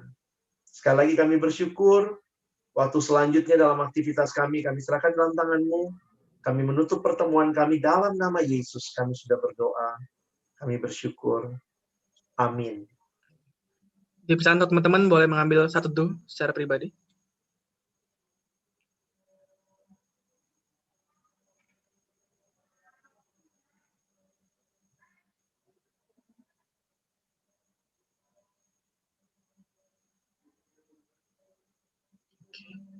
Terima kasih Bang untuk pelayanannya. Sangat memberkati untuk setiap kita. Terima kasih, Yo. Yuk. Makasih Bang Alex pelayanannya. Makasih Bang. Foto dulu yuk guys. Oh ya boleh foto-foto dulu kita Terima guys. kasih Kak Alex. Sama-sama, Dek. Boleh open, jangan live dulu. Bisa kita sama-sama on cam, mungkin bisa foto dulu. Yes. Oke, ada ini. Oke, satu tuh. Ih, keren ya punya gue. Udah siap ya. Oke, yang slide pertama dulu ya. Waduh.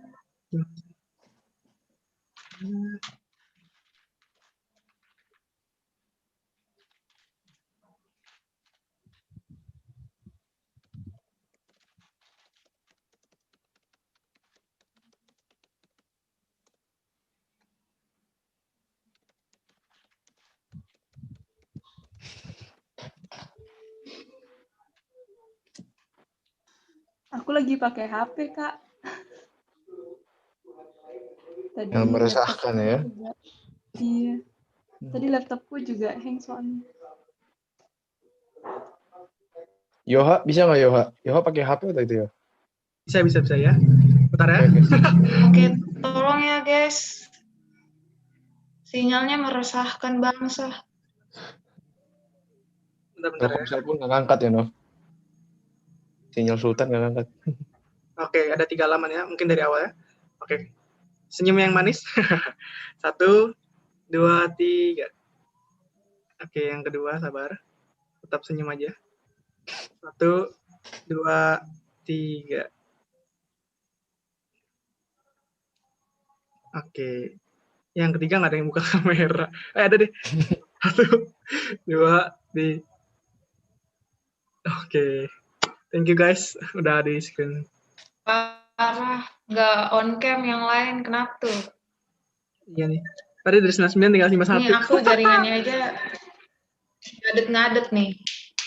Oke, Maaf thank you ya, teman-teman. pulaunya agak jauh. Terima kasih semuanya. Selamat hari Terima kasih semuanya. Rabu. Kalau ada yang mau Buat yang kampus A jangan lupa nanya ya, Slido. kalau ada yang masih bingung ntar bisa dijawab lagi. Ntar tinggal nanya langsung ke Bang Alex atau nggak nanya pengurus juga boleh. Hari Rabu semua. Kasih semua, selamat hari Rabu. Mau konsultasi ke Yoha aja. Konsultasi. Makasih, selamat hari Rabu. Makasih Kak Bang. Yuk. Sama-sama. Juga. Sama, makasih semuanya. Makasih Bang. Selamat hari Rabu. Kita doa dulu.